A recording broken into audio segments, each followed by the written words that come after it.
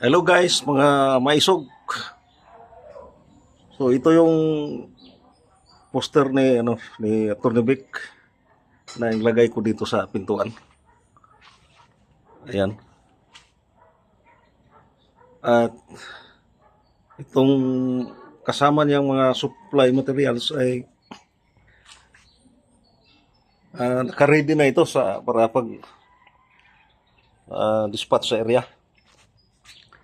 Ayan, kahapon nakaano kami. Umpisa kami ng pag-deliver doon sa mga iba't ibang barangay. At binigay ko rin itong sampol balot ng mga tao.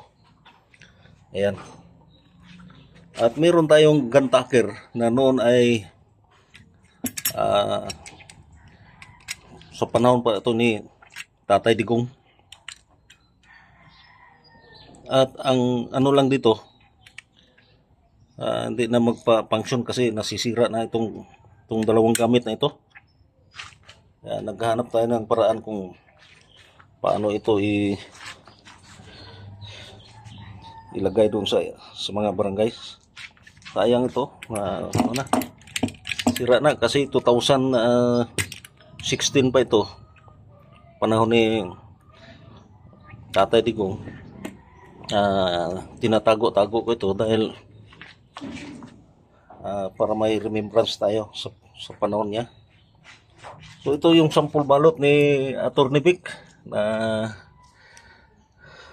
ito na lang naiwan kasi binigay natin kahapon sa mga iba't ibang municipality at mga barangays. So ito ang naiwan. Tapos ano ko yung mga picture, papasa ko dito sa group chat. So ito lang ang naiwan at maya i-deliver ko na ito. So ito lang problema, wala tayong budget na pambili nito, pero hanap na lang paraan paano maka-produce ng o kahit stapler lang siguro. Sira na kasi ito.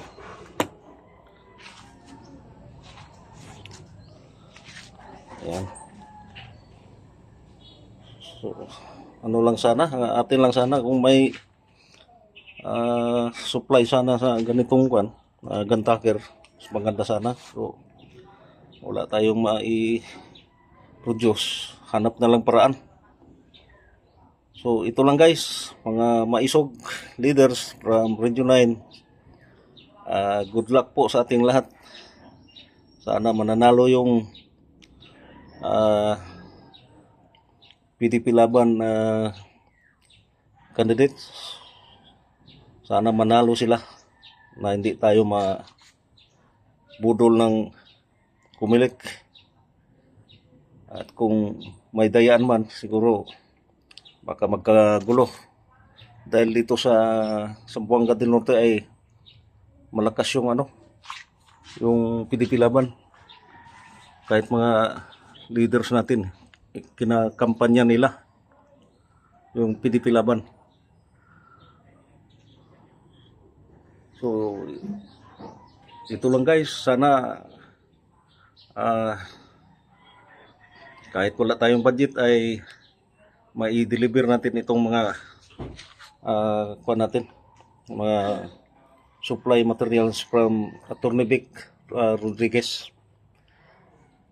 So, salamat guys sa kunting oras sa panonood at paki-like and subscribe po sa aking YouTube channel, Aris Vlog ng Zamboanga del Norte. Thank you po.